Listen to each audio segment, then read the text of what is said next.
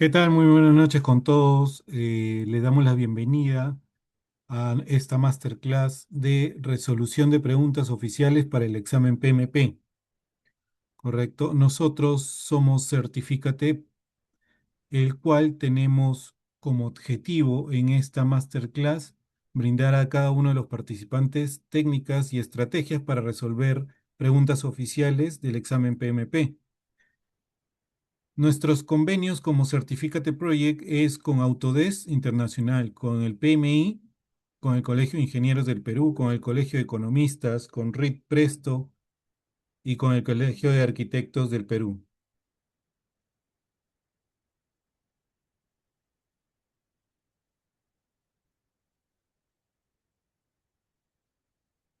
Nosotros como Certificate tenemos presencia en cada uno de los congresos internacionales del PMI.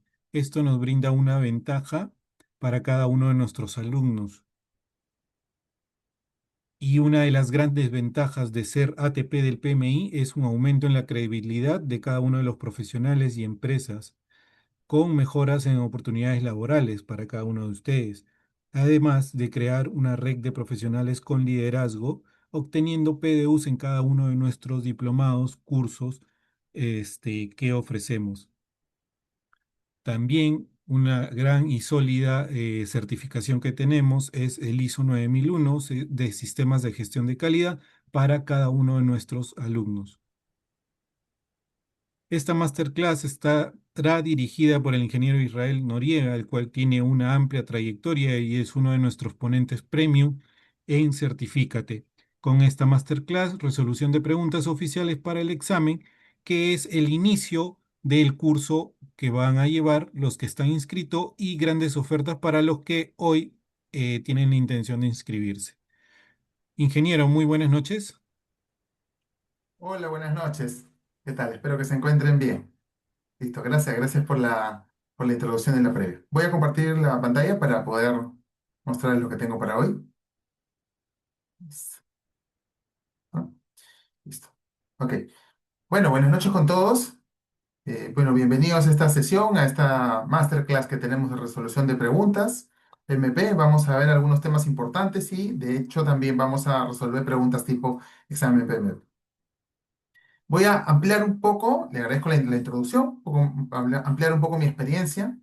Bueno, yo soy ingeniero de sistemas, soy titulado y colegiado, tengo una maestría en Project Management, soy certificado PMP y también soy instructor ATP del PMI con certificante. Cuento con otras certificaciones también internacionales, como la certificación Scrum Master, la certificación SAFe, certificación en OKR, Design Thinking, que las he podido obtener a lo largo de mi experiencia profesional y para complementar también y aplicar esa experiencia dentro de los trabajos que he podido realizar.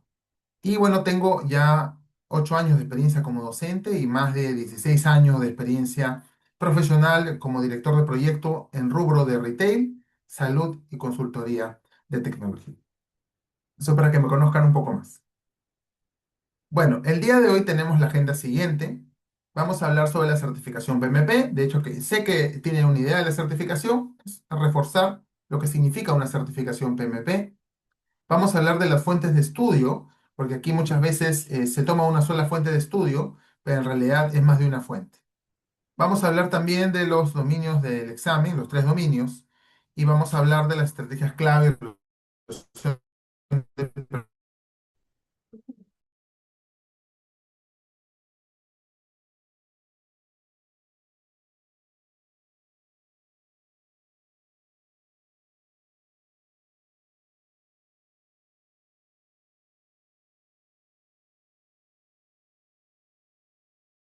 Un minuto, por favor.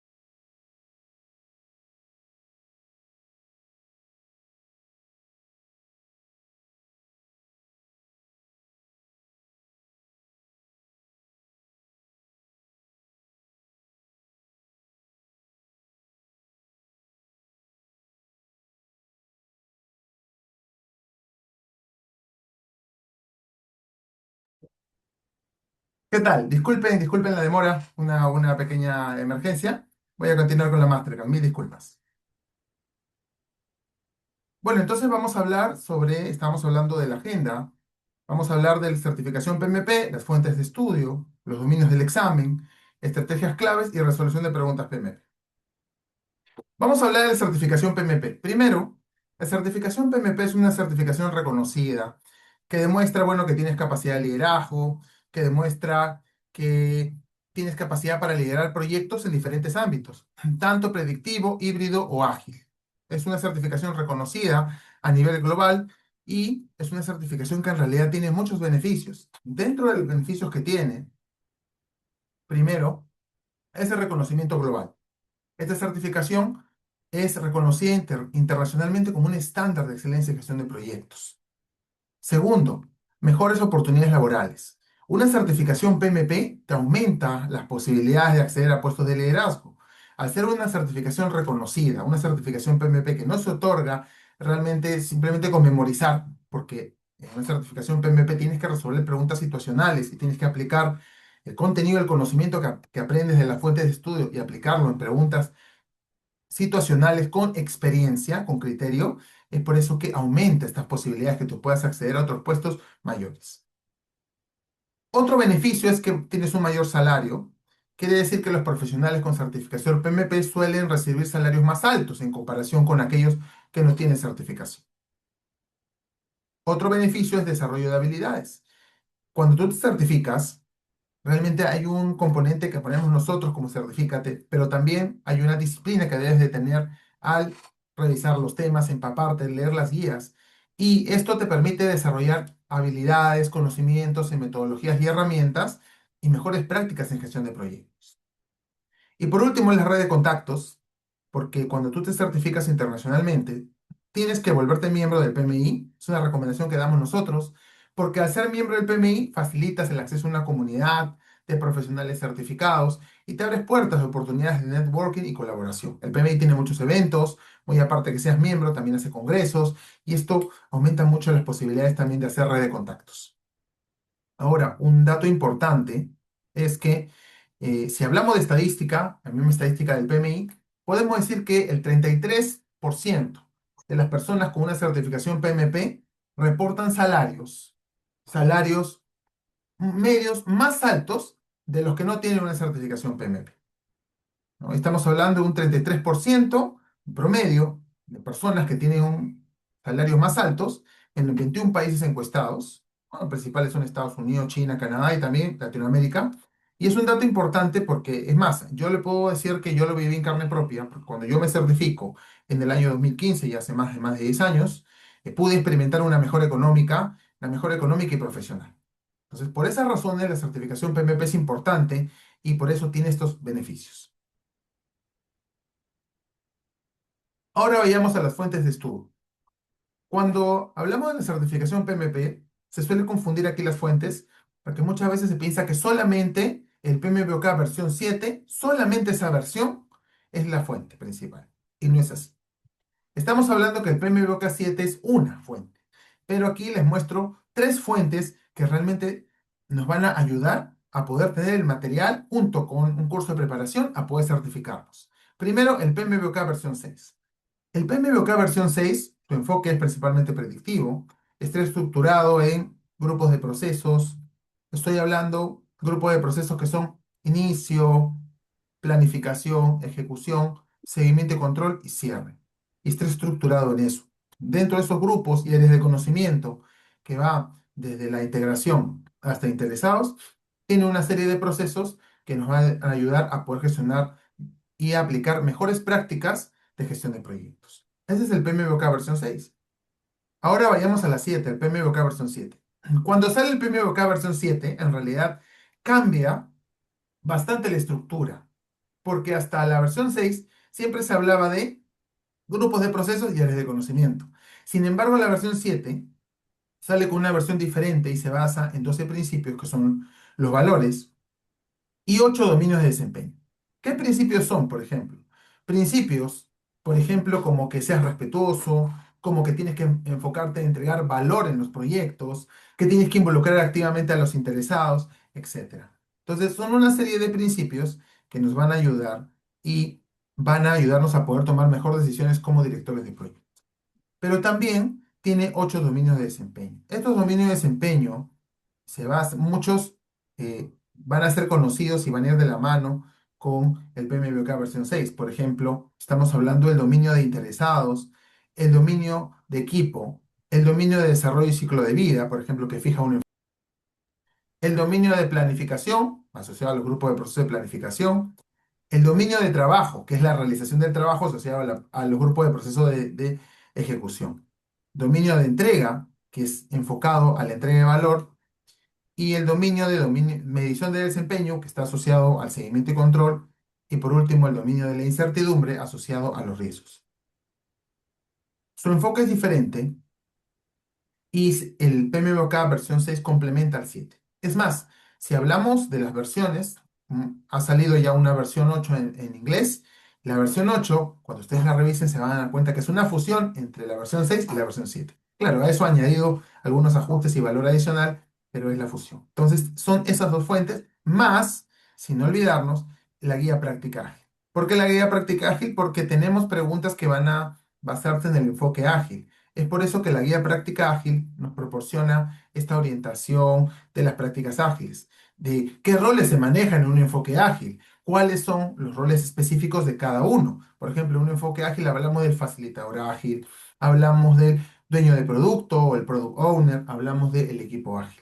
Entonces es importante conocerlo y también leer esta guía práctica ágil. ¿Qué más es importante al poder considerar certificación?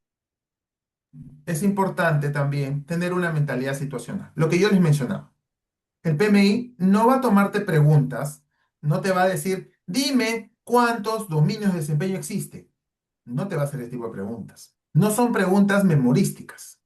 Esas preguntas memorísticas similares eran hasta la versión 4. A partir de la versión 5, el PMI introdujo muchas preguntas situacionales y de la versión 5 en adelante las preguntas son así. ¿Por qué son preguntas situacionales? Porque lo que busca es que el director de proyecto pueda tomar decisiones, pero esas decisiones no las va a basar solamente en su experiencia, sino en base a las guías va a tomar una decisión. Entonces, esto prueba el conocimiento y el expertise que tiene un director de proyecto para poder aplicar el conocimiento en el mismo proyecto. Entonces, ese tipo de preguntas vamos a tener y hay que estar preparados. Por eso es importante practicar con este tipo de preguntas situacionales, seguir un curso de preparación PMP que te va a ayudar a poder tener esta mentalidad que yo le llamo mentalidad PMP y que con eso vas a poder resolver este tipo de preguntas, ¿no? Cada pregunta no hay criterios similares, cada pregunta es distinta, pero siempre hay algunos tips que damos en el curso que nos permiten resolverla. Entonces siempre es bueno tener las preguntas situacionales, practicar, seguir un curso de preparación y practicar sobre todo mucho en preguntas situacionales. Es más, cuando estás en la parte final de tu certificación, das un simulador y en ese simulador tienes que tener un porcentaje y cuando tienes un porcentaje mayor al 80% podemos decir que ya estás listo para dar el examen. Ahora vamos a hablar de los dominios del examen. Estos dominios del examen en este momento son los siguientes. Tenemos el dominio de personas, tenemos el dominio de procesos y el dominio de entorno de negocio. El dominio de personas, procesos y entorno de negocio, cada uno tiene un porcentaje de preguntas dentro del examen. Por ejemplo, el dominio de personas tiene el 42% de preguntas del examen. El dominio de procesos tiene el 50% de preguntas del examen. Y el dominio de entorno, entorno empresarial o entorno de negocio, tiene el 8%. La pregunta aquí es, y me la han hecho también, profesor, solamente con personas y procesos, con eso apruebo el examen. Entorno de negocio no lo voy a estudiar. Y yo siempre le respondo que eso no es así. En un examen de PMI, tú tienes que estudiar en realidad todo, absolutamente todo. No solamente, no solamente vas a estudiar un dominio. Por más que sea un dominio que tenga menos porcentaje de preguntas, todos estos dominios siempre están interrelacionados. Por eso es importante estudiar todos los dominios. Claro, el material y lo que vas a tener como tareas dentro del dominio de entorno de negocio no va a ser igual que el dominio de personas y el dominio de procesos, pero siempre es importante estudiar todos los dominios. Entonces, en base a estos dominios y a estas porcentaje de preguntas, es como te va a venir el examen que se va a tomar hasta junio de este año. Porque la estructura que les estoy hablando es, es la estructura que el PMI va a considerar hasta junio. Entonces, es importante que están siguiendo su curso en buena fecha, porque les va a dar tiempo suficiente para poder llevar el curso de preparación y poder también certificarse apuntando máximo a junio de 2026, porque a partir de julio cambia el examen y cambian algunos puntos importantes que eso lo hemos conversado en otra masterclass, pero es importante que consideren para este examen hasta junio esta estructura que les estoy mencionando. Y bueno, dentro de los puntos que también se consideran para este examen que viene de junio, también es importante poder considerar la cantidad de preguntas. La cantidad de preguntas y la duración en este momento es de 230 minutos. Tenemos 180 preguntas. Las preguntas son situacionales. Bueno, situacionales, me refiero a casuísticas, selección múltiple, ubicas tarjetas y cálculo del valor ganado, que viene a ser fórmulas que tú utilizas. Y en esas fórmulas que vas a utilizar, bueno, vas a obtener un resultado, lo interpretas y respondes las preguntas. No hay puntaje negativo, quiere decir que no hay preguntas incorrectas, quiere decir que aquí te tienes que arriesgar, ¿no? Tienes que marcar todas, no puedes dejar preguntas al azar. Da igual, si no hay puntaje negativo, las puedes marcar. Lo puedes dar el examen tanto de manera presencial o en línea. Aquí yo les doy una recomendación, ya que estamos hablando de esta resolución de preguntas. El examen presencial tú lo das en un centro autorizado de examen. Es un centro preparado, es un laboratorio, donde desde que tú entras, estás bien vigilado. Es decir, va a haber un locker donde vas a dejar las cosas. Antes de entrar a la sala, pues yo lo di de manera presencial, no había remoto en el tiempo que yo di el examen. Entras al laboratorio, te van a volver a revisar, vas a sentarte, vas a ver que hay cámaras arriba, vas a ver cámaras, en todos los ángulos vas a tener cámaras, en todos los ángulos. Es decir, es un centro que va a tomar las medidas, porque así es el PMP muy celoso en el tema de la seguridad y en el tema del examen también. No, porque alguien podría entrar con un lapicero, estos que graban y grabar las preguntas, ¿no? Y el PMP no lo va a permitir, el PMI. Entonces, ahora, si lo decides dar en línea, pues vas a tener que seguir un proceso riguroso y en algún momento vas a tener tú que agarrar un dispositivo, sea tu celular o tu laptop, y vas a tener que mostrar todo el ambiente. Vas a tener que demostrar que no hay absolutamente nada pegado en las paredes. Vas a tener que tener ese día que es el examen realmente una restricción, porque basta que una persona entre. Imagínate que sea tu hermano, tu papá o tu mamá, o si tienes hijos, tus hijos pequeños, que son los más traviesos, que entran y basta que tú voltees a mirar y hables algo, te van a invalidar el examen. Es por eso que es importante tener un ambiente adecuado. Mi recomendación es que si no tienes este ambiente en línea y tienes muchos riesgos, puedas dar el examen de manera presencial. Ahora, es importante también, como último punto, conocer que el porcentaje de aprobación no es público. Incluso nosotros como partner, el PMI, hay información que nos otorga material exclusivo, material que el PMI nos otorga para poder preparar, pero hay porcentajes que son estimaciones, ¿no? El PMI también bueno, y es bastante restringido en su información que comparte. Pero estimamos por la experiencia que tenemos que aproximadamente entre el 75 al 80% de preguntas correctas, vas a aprobar el examen. Lo ideal es que cuando tú des los simulacros, los exámenes de simulación, pues obtengas del 80% en adelante, porque eso te va a ayudar a que tengas mayor seguridad y vas a ir al examen ya con un nivel de 80 en adelante. ¿No? Es importante poder practicar con preguntas de simulación. Eso es en cuanto al examen PMP. Ahora hablemos de las estrategias que deberíamos tener durante el examen y la estrategia de resolución de preguntas. Y ahora vamos a practicar esa estrategia, ahora con preguntas tipo. ¿Ok?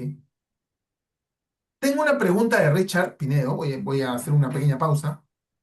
Richard, una pregunta, cuando te referías en dónde, perdóname, ¿qué punto te estabas refiriendo para poder orientar y resolver tu consulta, por favor? Lo complementas si gustas, abres tu micro, tu cámara, o lo complementas en el chat para poder tener claridad de la pregunta, por favor. Ahí me comentas.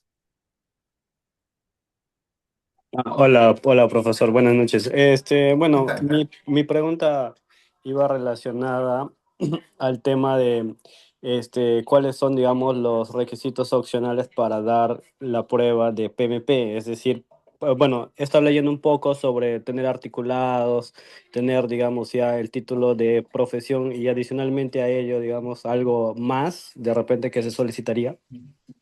Ah, ok, tú me estás hablando de los requisitos para dar el examen, ¿no? Los previos. Ya, perfecto.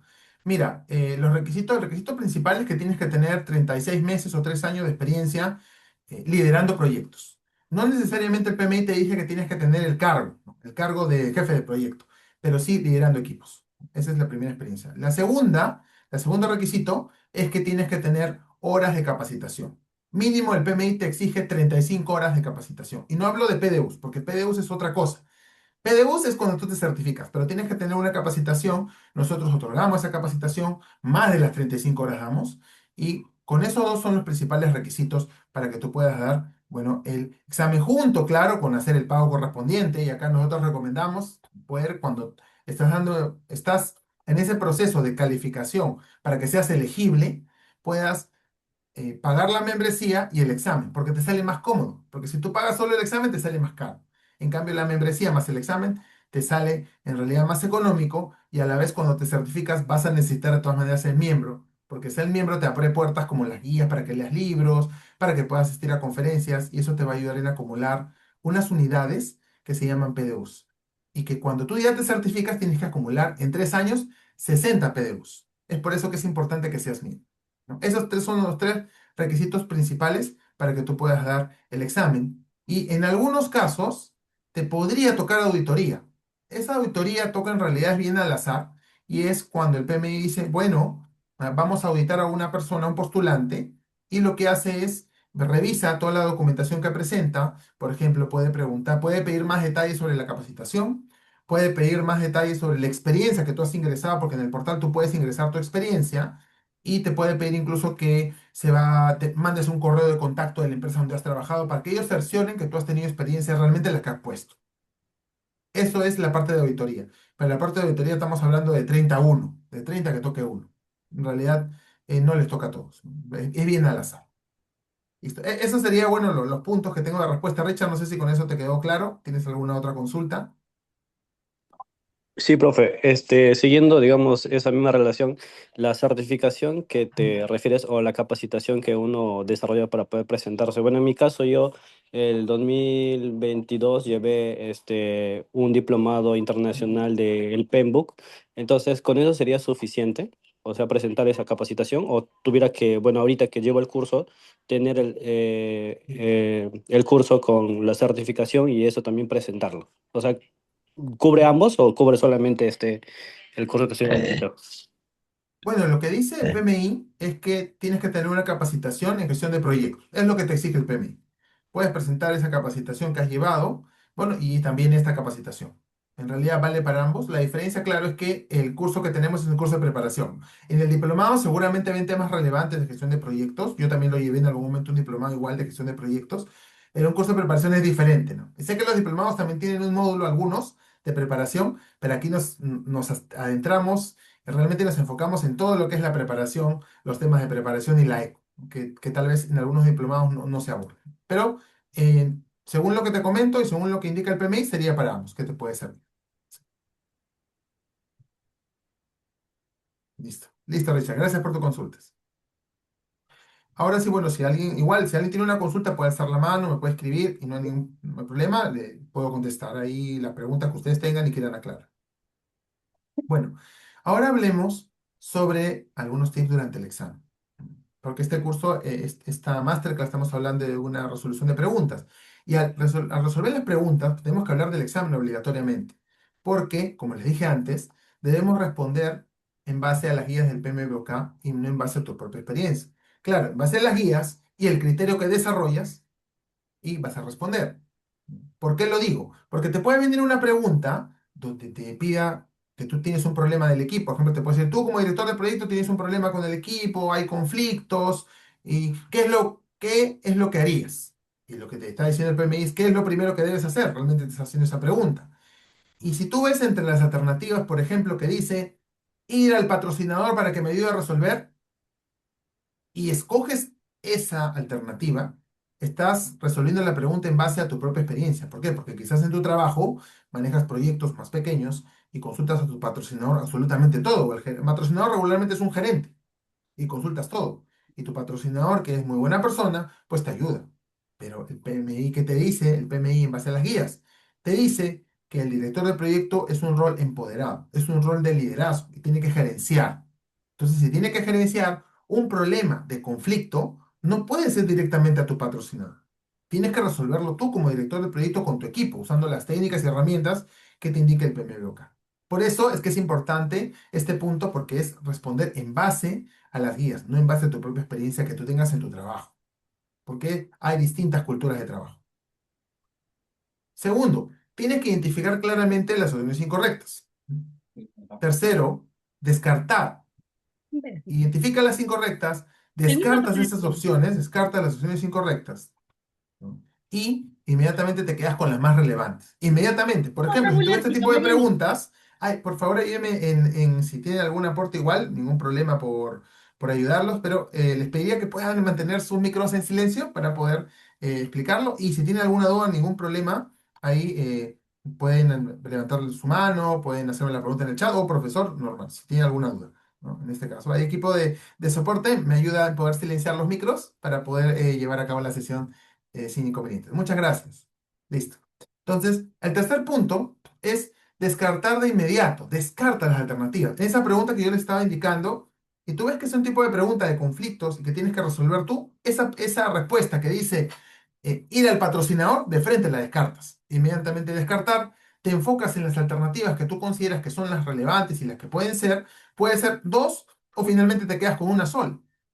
Y marcas la respuesta correcta. Bueno, y si no tienes la respuesta de inmediato, marcas la alternativa para revisión.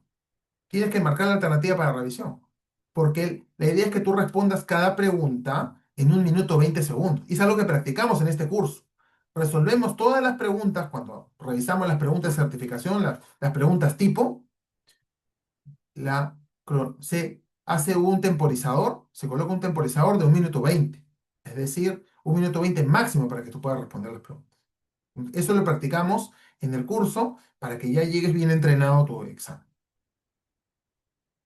Entonces aquí es importante, ya para terminar esta parte, es estudiar pensando en grandes proyectos. También tienes que practicar con preguntas de simulación por 4 horas, estas preguntas, simulando obviamente, pues, ¿no? Un examen de certificación PMP, ¿no? Y obtener siempre las recomendaciones que obtengas de 80% a más. ¿Qué más? ¿Qué más tips les puedo dar durante el examen? La gestión del tiempo es importante. Tú puedes dar varias pasadas, varias iteraciones, como le llaman los agilistas.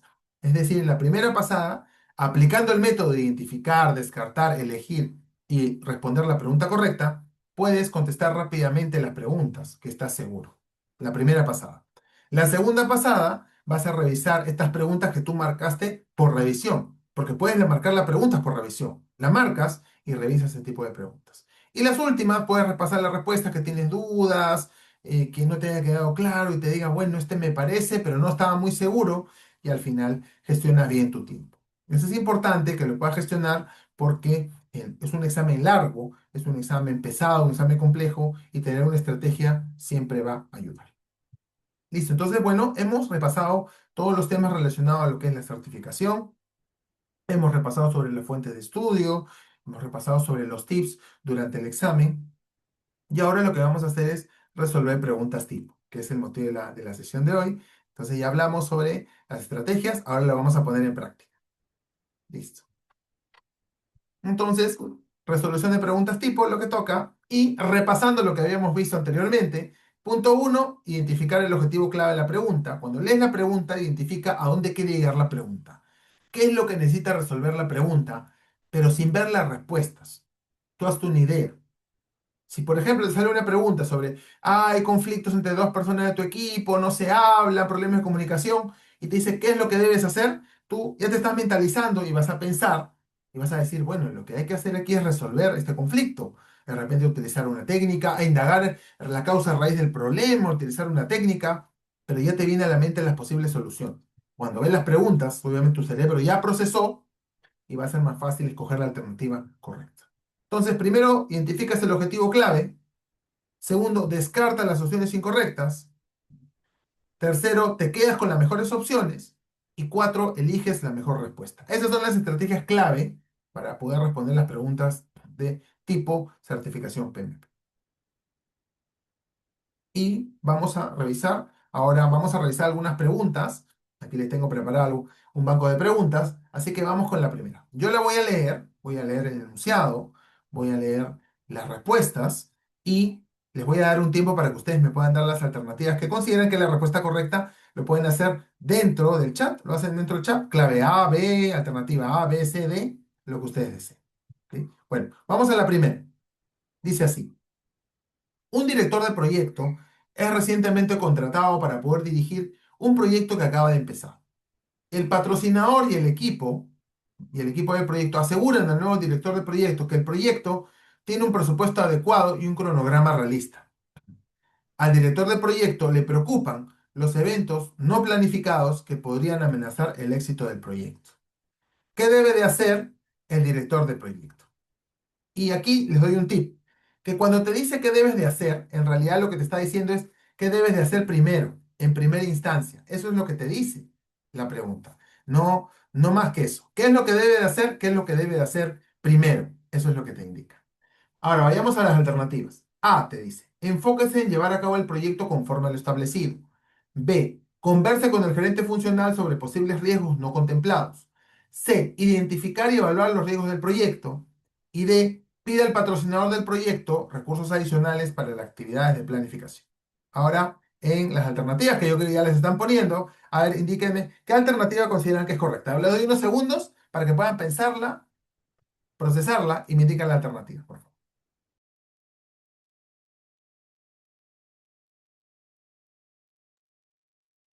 Súper rápido, ahí tengo las alternativas ya. Gracias, Endira.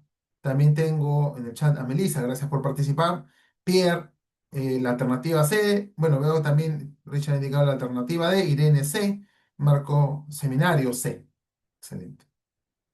Vladimir también la C. Muy bien. Entonces, vamos a ver cuál es la alternativa correcta, ¿no? Ya cuando estemos en el curso, ahí en un portal que se les habilita, en ese portal vemos ahí cuántas personas marcaron qué alternativa. Es un portal colaborativo, eso lo vemos ya cuando llegamos al curso. Vayamos a ver a la estrategia. ¿Cuál es el objetivo clave de la pregunta aquí? El objetivo clave, la mayoría ha marcado la C, ¿no? Es la opción que la mayoría ha marcado. Entonces aquí vemos que hay eventos no planificados, el director del proyecto está preocupado. Entonces, su foco está en gestionar estos eventos no planificados. Y los eventos no planificados regularmente se refieren a incertidumbre, se refiere a riesgos, porque no están planificados en ningún lado. Entonces, aquí el enfoque está cómo gestionar los riesgos, ¿está? Asociados a esto. Entonces, si descartamos las opciones incorrectas, a ver, me voy a ir, voy a poner pluma. ¿Te vas a enfocar en llevar a cabo el proyecto conforme al establecido si tienes realmente algo que te inquieta, algo que te preocupa? No, ¿verdad? Esta no es. ¿Vas a conversar con el gerente funcional sobre los posibles riesgos no contemplados? Podría ser una alternativa. Veamos, podría ser. ¿Vas a identificar y evaluar los riesgos del proyecto? ¿Es lo que vas a hacer primero? Sí. Pide al patrocinador recursos adicionales para actividades de planificación. Pero vas a pedir algo sin saber a qué se refiere el riesgo. En realidad, no. Entonces, descartamos. Nos quedamos con la B y con la C. Ahora, ¿qué es lo primero que harías? ¿Qué es lo primero? Porque aquí, ¿qué debes hacer el director de proyecto? Tú tienes que mentalmente ponerte esta palabra. Primero. ¿Qué es lo que debe hacer el director del proyecto primero, en primera instancia, inmediatamente? ¿Vas a conversar con el gerente funcional sobre posibles riesgos no contemplados? ¿O tú con el equipo vas a identificar y evaluar los riesgos del proyecto? En realidad la alternativa correcta es la alternativa C. Vas a identificar y evaluar los riesgos del proyecto. Es lo primero que debes de hacer. Muy bien. Muy bien. Muy bien. Han marcado bien la mayoría de la alternativa. Un 99% de la alternativa correcta. Listo. Entonces, lo que nos enseña aquí es, en la explicación, es que el director de proyecto debe adoptar un enfoque proactivo, ¿no? Debe estar informado sobre los riesgos y las estrategias establecidas para mitigarlos, de acuerdo a la estrategia que tú elijas, porque hay estrategias para los riesgos. Una estrategia que tú evites el riesgo, a toda costa lo evites. Otro es mitigar, reducir la probabilidad y el impacto. Otra estrategia es aceptar también, aceptas el riesgo. No tienes nada más que hacer y cuando se dé, lo vas a aceptar. Entonces, bueno, aquí en este caso la alternativa C es la alternativa correcta. Vamos a otra. Esta pregunta se refiere a agilidad. Dice, todos los equipos ágiles necesitan un liderazgo de servicio en el equipo. ¿Cuál de los siguientes no se considera normalmente una habilidad en el liderazgo de servicio? ¿Cuál de las siguientes no se considera? A, refinamiento del backlog. B, facilitación. C, remover impedimentos. Y D, coaching. ¿Qué alternativa consideran que es la correcta? ¿Cuál no se considera? Ojo, lean bien la pregunta, no se considera. ¿Ok? Listo. A ver, les doy unos segundos para que puedan responder.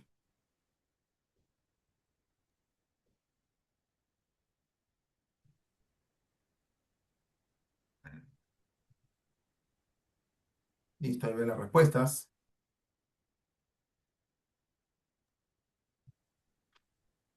Gracias, Melissa. Gracias, Vladimir. Tengo a Pierre también. Marco también ha respondido. La A, bueno, Pierre ha respondido la D. Melissa, Marco, Vladimir la A. Adriana la A. ¿Alguien más tiene la misma alternativa, una alternativa diferente? No, es un liderazgo de ¿Listo? servicio.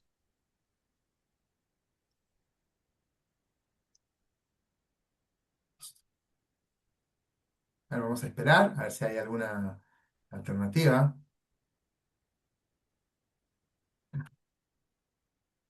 Si no, entonces,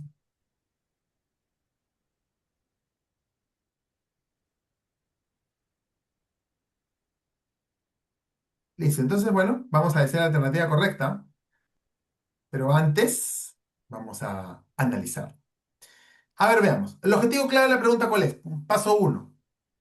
Te dice que una, este es sencillo, no corresponde al tipo de liderazgo de servicio. ¿Qué es lo que no corresponde? Descartamos, a ver. A ver, descartamos. Ahora, para descartar, tengo que detectar las que sí son una habilidad de liderazgo de servicio. Acá tengo que hacer lo contrario. Tengo que hacer lo contrario. Entonces, ¿cuál sí es? A ver, veamos, ¿cuál sí es? Facilitación es en realidad, un liderazgo de servicio, que normalmente le hace el facilitador ágil. ¿Hace facilitación? Sí, lo descarto. ¿Un liderazgo de servicio está asociado a remover impedimentos? Sí, porque un facilitador ágil debe remover impedimentos del equipo. ¿Un liderazgo de servicio está asociado al coaching? Sí, entonces descartado. ¿Cuál por descarte no es el refinamiento del Product Backlog? Entonces, la alternativa correcta es esa. Ahora, ¿por qué? ¿Por qué el refinamiento del Product Backlog sí y otras no? Porque el refinamiento del Product Backlog, si se dan cuenta, es un evento. Bueno, más que un evento, es una tarea que debe realizar un rol de la agilidad. Y esa tarea lo realiza un rol de la agilidad llamado Product Owner. El refinamiento del backlog, en el backlog, ahí para contarles un poco la historia, el backlog tiene elementos que conforman, tiene un listado. Ese listado de funcionalidades se llaman historias de usuario. Un backlog, se lo voy a mostrar aquí. No se lo voy a mostrar, se lo voy a tratar de graficar. Imaginen que es el Product Backlog, porque se llama Product Backlog. Tiene una serie de ítems que van a ser las funcionalidades que se necesitan. Estas funcionalidades se llaman historias de usuario. Así se llaman, historias de usuario. Entonces, un backlog está conformado por historias de usuario. Estas historias de usuario tienen que tener un nivel de detalle para que cuando lleguen a un evento que se llama la planificación de la iteración, el equipo pueda estimar adecuadamente cuánto toma cada una de estas historias. Y esa actividad de refinamiento como tal, que así se llama, refinamiento, la hace el Product Owner. ¿Por qué? ¿Quién elabora el Product Backlog? El Product Backlog lo elabora el Product Owner. Y aquí normalmente en la agilidad se manejan tres roles. Miren. Así para dar introducción. Un rol, acá tenemos otro, y acá tenemos varios. ¿Ok? Aquí está. Entonces, un rol es el facilitador ágil, que también en otros marcos ágiles, conocido como Scrum Master. El PMI le dice facilitador ágil. Otro rol, que este sí es un consenso en todos, se llama el PO o Product Owner.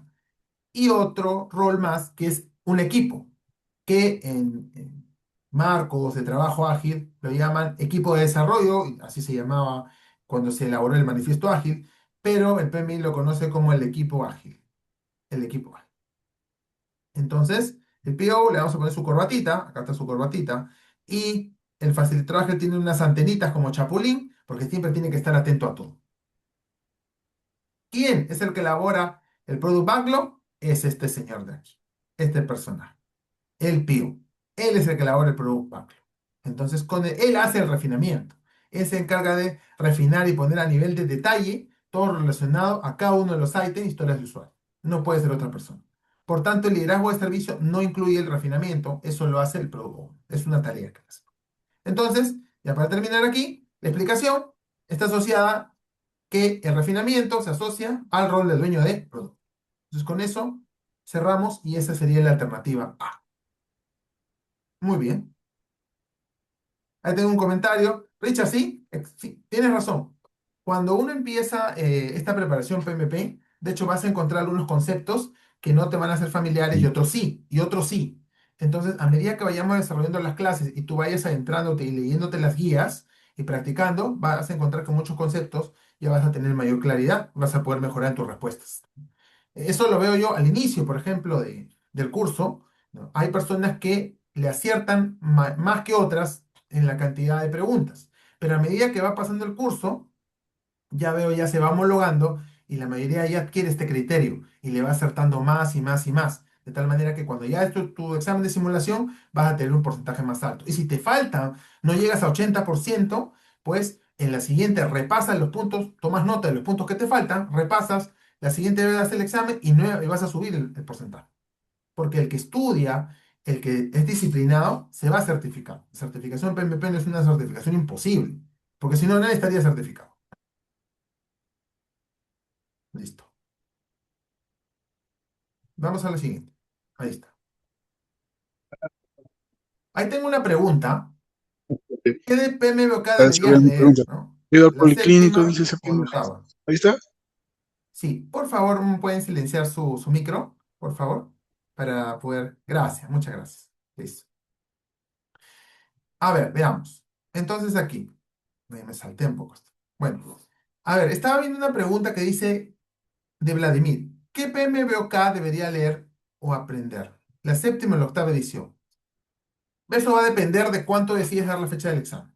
Este curso que estamos llevando a cabo se basa en la estructura de contenido del examen del 2021. Por tanto, este curso que vamos a llevar a cabo de preparación PMP es válido para que des el examen hasta junio. Y en cuanto a lo que tienes que leer, si vas a dar el examen en junio, hasta junio, tienes que leer las fuentes que yo he indicado. La sexta, la séptima y la guía ágil. Esas tres. La octava edición va a ser parte de las fuentes para dar el examen a partir de julio, porque a partir de julio el examen cambia. Y no solamente cambia en que vas a cambiar de fuente, ya no vas a leer ni la 6 ni la 7, sino vas a leer la 8 y la guía ágil, probablemente la guía ágil y la 8, pero no solamente cambia de fuente, sino también cambian, por ejemplo, los porcentajes de pregunta. El dominio de personas tiene otro porcentaje, el dominio de procesos tiene otro porcentaje, el dominio de entorno de negocio tiene otro porcentaje. Es decir, que cambia en estructura también. Por eso, este examen que se viene hasta junio, que lo puedes dar, este curso prepara para ese examen hasta junio. Y ya después abriremos otro curso que te va a preparar para el examen a partir de julio. Entonces, en este momento, si quieres dar el examen en junio, te debes de leer las fuentes que he indicado. La sexta, la séptima y la guía. Son tres. Listo. A ver, vayamos entonces aquí a esta pregunta, la tercera pregunta. Veamos. Durante la ejecución de un proyecto, dice, el departamento de marketing y ventas comunica al director de proyecto que algunos de los requisitos del producto que el proyecto está desarrollando han cambiado. Estos cambios no estaban previstos y pueden influir significativamente en las cifras de ventas potenciales, afectando al alcance del proyecto. ¿Qué medidas debe tomar el director de proyecto? ¿Qué medidas debe tomar? A. Revisar el plan de gestión de riesgos para identificar las respuestas al riesgo a implementar. B. Planificar el uso de la reserva de contingencia y actualizar el plan de mitigación de riesgos. C. Revisar el acta de proyecto. Cuando dice acta de proyecto se refiere al acta de constitución del proyecto. O D. Evalúe el impacto en el costo, los interesados, calidad de riesgo, utilizando el proceso de control integrado de cambios. A ver, los de unos segundos para que la piensen cuáles. Ah, ya le están poniendo, perfecto.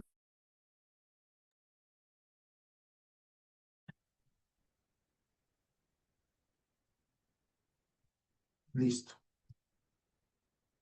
Ahí están poniendo la alternativa D. Gracias Marco, gracias Endira, Pierre, Melissa, Carlos, Vladimir, Richard, la alternativa D. A ver. Bueno, analicemos utilizando el método. A ver, Durante la ejecución del proyecto, lo que te dice es qué deberías hacer, qué medidas debes tomar primero, si tienes cambios que no estaban previstos. Entonces, cuando tú lees esta pregunta, que te viene a la mente, porque no te está hablando, cuando la pregunta no te dice qué tipo de proyecto, tú tienes que sobreentender que es un proyecto predictivo, o sea, un proyecto tradicional en cascada, no es un proyecto ágil. Cuando es un proyecto ágil, la misma pregunta te va a decir en un proyecto ágil, o te va a dar alguna pista, te va a hablar de product owner, te va a hablar de facilitador, pero en este caso no te habla absolutamente nada de lo que es ágil, por lo tanto tienes que sobreentender que esa es una pregunta para un enfoque predictivo. Entonces, en un enfoque predictivo se te viene a la mente que cuando haces cambios en el alcance, ¿qué tiene que pasar? Lo que tiene que pasar es que tienes que seguir un proceso que se llama control integrado de cambios. Como tienes que seguir ese proceso, ¿qué medidas debes tomar? Entonces, en tu mente dirás, bueno, lo que tengo que hacer es seguir el proceso de control integrado de cambios. ¿Cuál de las alternativas tiene esa respuesta? Veamos, descartemos. A ver, debe, ¿qué harías como primero? Primero vas a revisar el plan de gestión de riesgos para identificar las respuestas de riesgo a implementar. Podría ser. Planificar el uso de la reserva de contingencia y actualizar el plan de mitigación de riesgos. Podría ser. Revisar el acta de proyecto, en este caso, no va. Y evalúe el impacto del costo, los interesados, calidad de riesgos también. Pero cuando tú antepones la palabra ¿qué debes de hacer primero? Entonces, primero revisas el plan de gestión de riesgos para identificar las respuestas. Primero, planificas el uso de la reserva de contingencia. O primero evalúas el impacto de costos en realidad en las restricciones utilizando el proceso de cambios. En realidad la alternativa sería la D. Porque lo primero que tienes que hacer es evaluar el impacto y tienes que utilizar el proceso de cambio antes de irte a otras opciones. Entonces la alternativa correcta ahí es la alternativa D, que es lo que la mayoría ha escogido. Y está bien. ¿Cuál es la explicación? La explicación es que todos los cambios, incluidos los cambios del alcance, pasan por un proceso de control integrado de cambios. Y donde tienes que revisar cuáles son los impactos. Costo o presupuesto, cronograma, calidad, riesgos, expectativa del cliente, etc. Este proceso es un proceso que lo vemos en el curso también y es un proceso que primero inicia desde la identificación del cambio hasta que se comunica si ha sido aceptado o rechazado. Y hasta que se comunica y se implementa, porque una vez que se comunica el cambio, que un comité, hay un ente que lo aprueba, se tiene que implementar y se tiene que hacer seguimiento a que ese cambio se haga. Claro, lo que pasa es que como cuando tú lees Richard, a tu pregunta, ¿qué medidas debe tomar? Siempre tienes que tú mentalmente agregar qué medidas debe tomar primero. Cuando tú pones esa palabra mágica primero, pues encaja la D. Claro. Si no estuviera la D, podrías escoger otra alternativa. Pero al estar la D es lo primero. Después de la D podrías hacer otras. Pero la D es la respuesta. Pero tienes que anteponer esa palabra primero. Porque eso te va a ayudar a realmente coger la alternativa correcta. ¿Listo? A ver, vayamos a la siguiente pregunta. Así es. Gracias, Armando. Sí, se hace el control integral de cambio. Así es. ¿Claro? Correcto.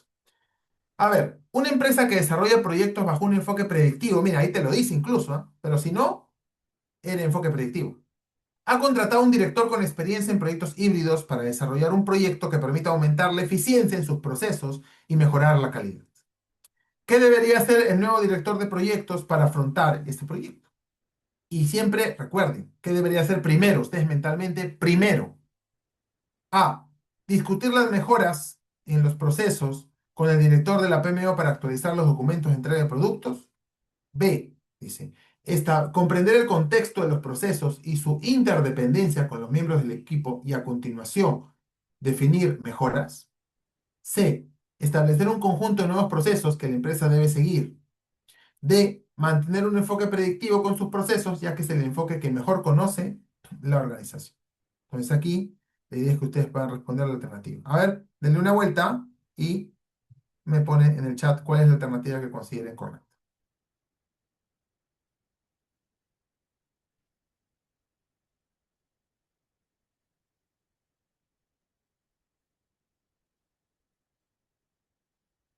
Ahí están respondiendo. Gracias, Melissa. Gracias, Armando.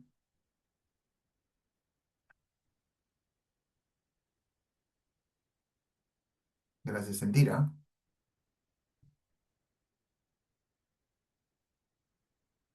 Gracias, Neri.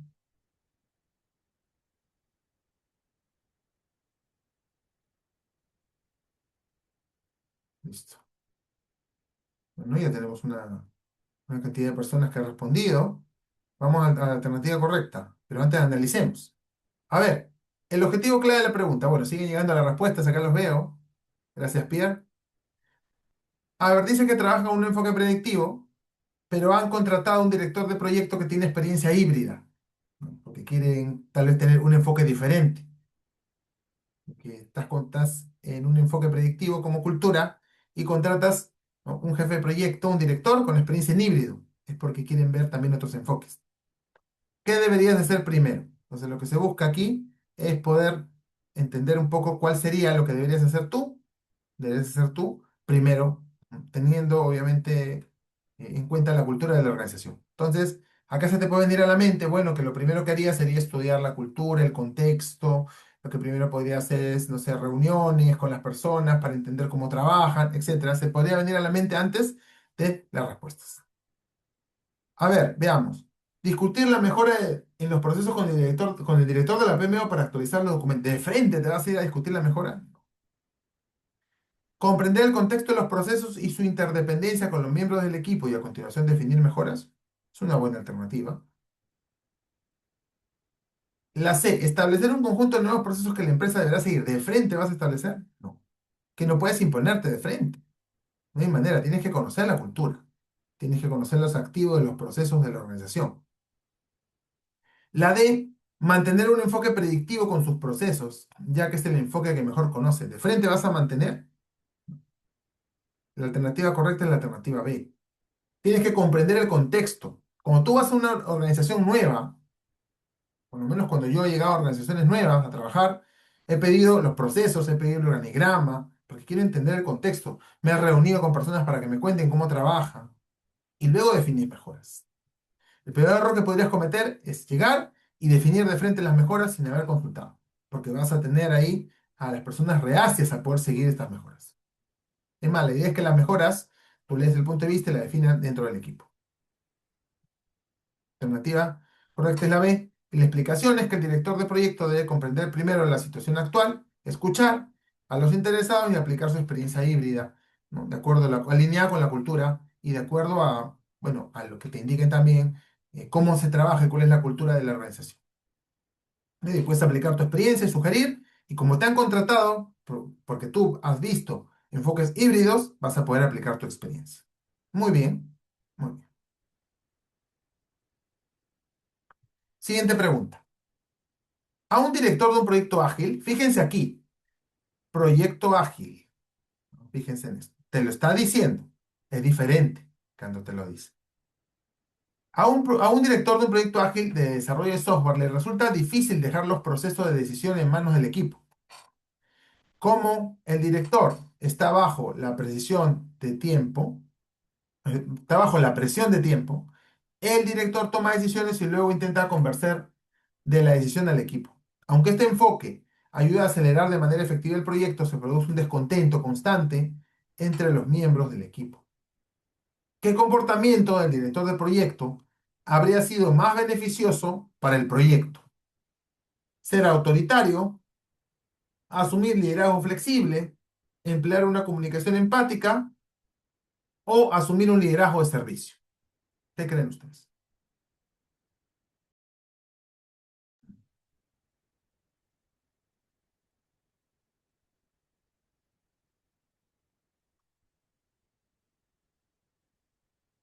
¿Qué tenemos ahí? Tenemos, bueno, está marcando, ya tengo sus respuestas, súper rápido, gracias Neri, gracias Armando, Indira, ya tengo ahí las respuestas, indicando la alternativa D. Bien, vamos a esperar unos segundos más.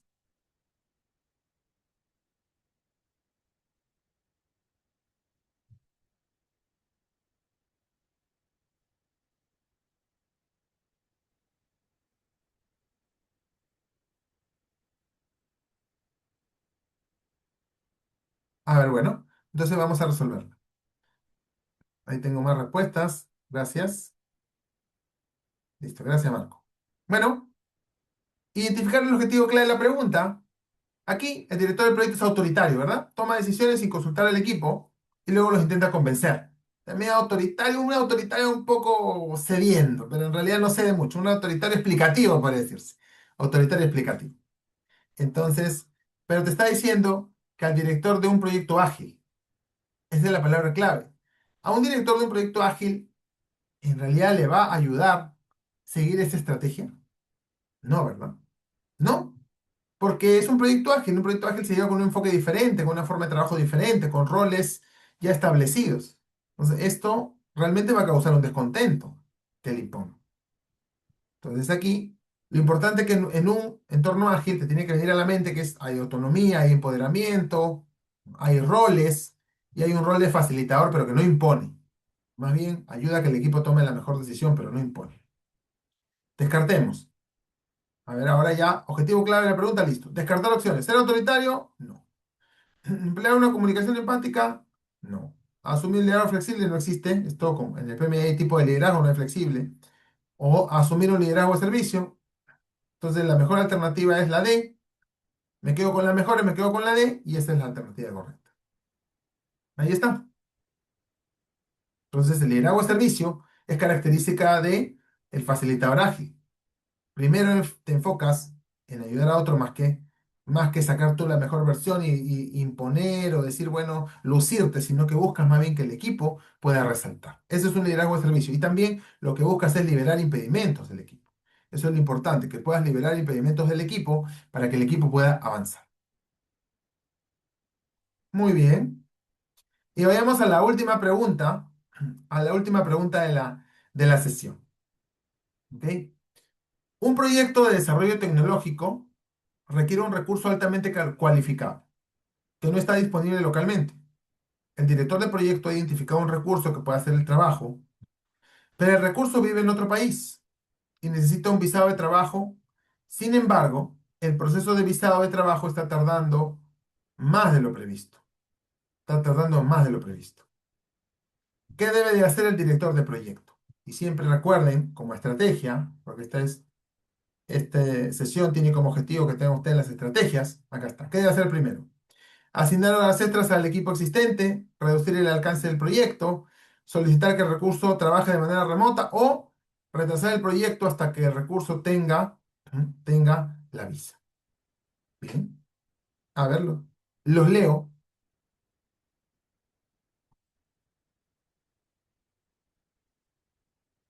Ahí está.